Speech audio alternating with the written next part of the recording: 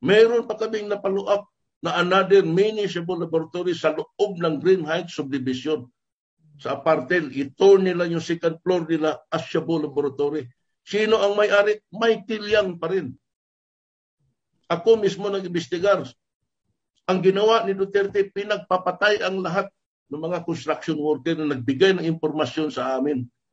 Kasama, kung hindi ako nagkamali, kasama na doon yung pinaka-source of information namin, yung katulong na nilagay ni Michael Yang doon sa apartel. Yun ang nag-info doon sa nag-info din sa amin na construction worker.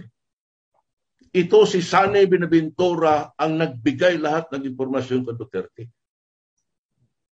Pinatay nila. Nung pinatay yung mga construction worker ni Benlaot ng kanyang grupo, nandoon si Sami Oy, personal.